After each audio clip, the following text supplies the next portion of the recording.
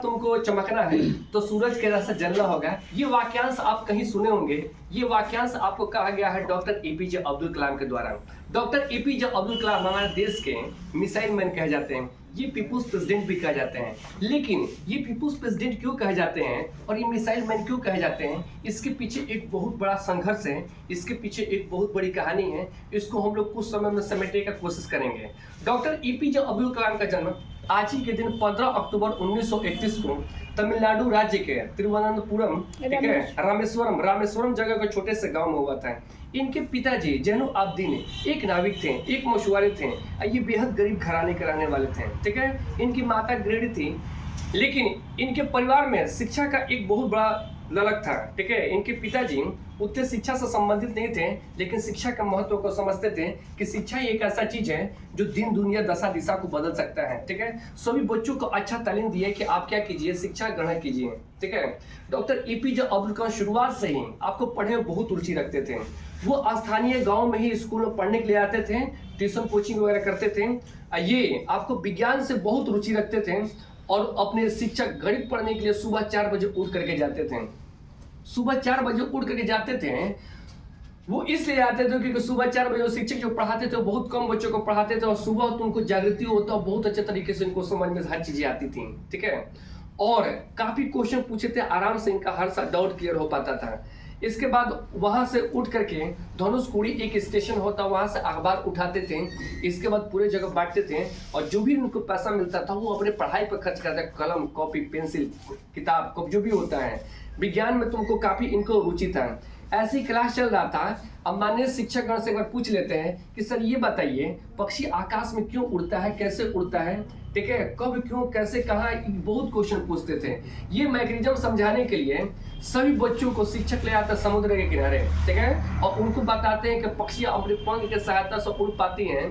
तो ये सोचते हैं कि जब पक्षियां उड़ पाती हैं तो अगर हम मनुष्य में तुमको अगर पंख दे दें तो क्यों ना हम भी क्या कर सके, उड़ सकें। उनके मन में यही जागृति हो जाता है, उड़ने की सपना क्या करने देखने लगते हैं, ठीक है। लेकिन इनको एक रास्ता जरूर चाहिए था जहां से वो उड़ सकते थे, ठीक है। आपकी प्राइमरी शिक्षा तुमको हायर एजुकेशन करने के पश्चात ये एनडीए का एग्जामिनेशन देते हैं, नेशनल डिफेंस एकेडमी। इसके बाद देहरादून आपको जाते हैं इंटरव्यू देने के लिए। उस एयरफोर्स के आपको केवल उस एयरफोर्स के वैकेंसी में केवल 8 ही सीट था और इनका स्थान था 9वां। ये असफल हो जाते हैं, वहीं बैठ जाते हैं। लेकिन कुछ करने का इनका जज्बा था, वे हार नहीं मानते कि नहीं कि अब और अच्छा करना है, भगवान हमको इसके और ऊपर के लिए बनाया है। इसके पश्चात ही MIT यानी कि मद्रास इंस्टीट्यूट ऑफ टेक्नोलॉजी में एडमिशन लेते हैं। ये एरोनॉटिक्स इंजीनियरिंग करते हैं, फिजिक्स में इनका काफी रुचि था। इसके बाद वहां से शिक्षा ग्रहण करने के पश्चात ये तुमको रॉकेट का डिजाइन करते हैं, ठीक है।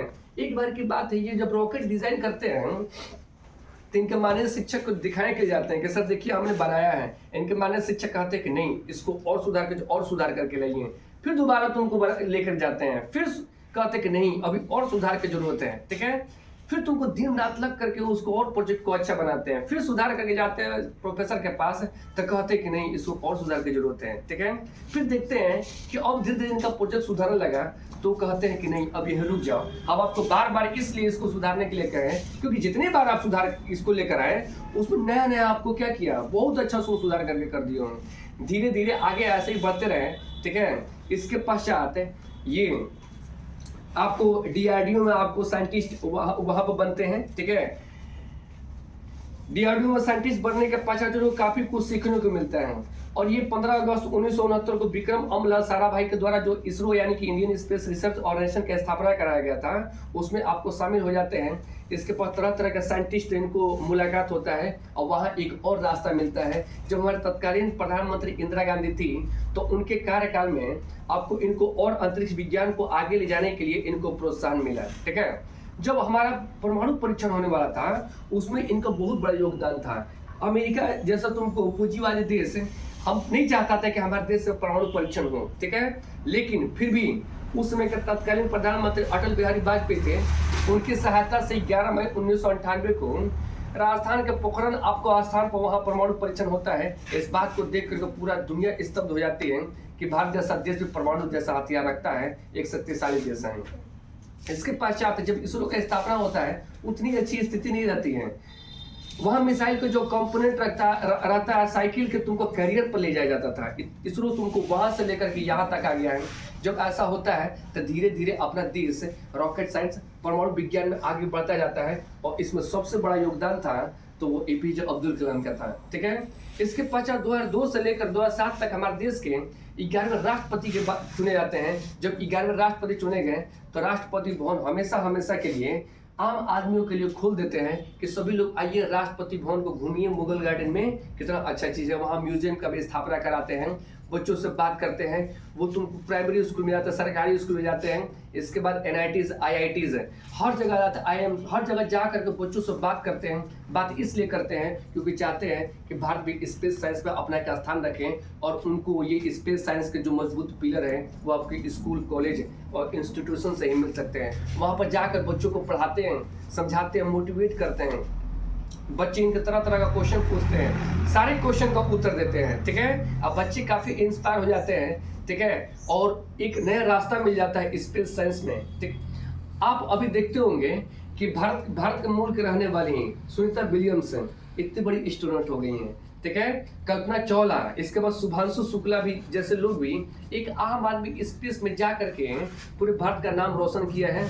ठीक है, ये एक रास्ता बनाने वाले सबसे बड़ा नाम है तो डॉक्टर एपीजे अब्दुल कलाम का है। डॉक्टर एपीजे अब्दुल कलाम तो राष्ट्रपति के पद पर थे, तो राष्ट्रपति के पद पर रहते हुए वहां पर कुछ लेके नहीं गए, बहुत कुछ देकर आए, और कुछ लेकर भी तुमको वहां से नहीं गए, लेकिन बहुत कुछ राष्ट्रपति बनने के बाद भी बहुत कुछ देने का इनका लगता है। राष्ट्रपति बनने के क्रम में वे आते बिहार, और बिहार के तुमको भ्रमण करते हैं, उनको जाने का मौका मिलता है नालंदा विश्वविद्यालय। नालंदा विश्वविद्यालय जब जाते हैं तब देखते हैं कि प्राचीन विश्वविद्यालय, ठीक है, अगर इसको अगर खोल दिया जाए तो कितना तुमको अच्छा बात होगा। यहाँ के जो बच्चे हैं यहीं पढ़ करके बहुत अच्छा तुमको बन सकते हैं, साइंस टेक्नोलॉजी इनोवेशन में बहुत अच्छा कर सकते हैं, अपने देश का नाम रोशन कर सकते हैं। तो वही बोले थे, आप लोग पढ़े होंगे अर्थशास्त्र में, बिहार के विकास के बिना भारत का विकास क्या है, असंभव है। ये डॉक्टर एपीजे अब्दुल कलाम ने कहा था। उनके तुमको सहयोग से, उनके कार्यकाल में ही नालंदा विश्वविद्यालय, जो प्राचीन काल से ही तुमको शिक्षा की एक जगह मान जाती है,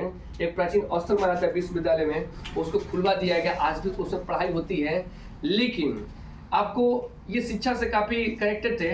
और IIM शिलोंग में 27 जुलाई 2015 को ये स्पीच दे रहे थे, हृदयघात हो जाने के कारण वही हमेशा हमेशा के लिए हमारा लाल सो गया, अब कभी जिंदगी में उठ नहीं पाया। लेकिन इतने कार्य करने के पश्चात भारत सरकार ने इनको तरह तरह के पुरस्कार से सम्मानित किया।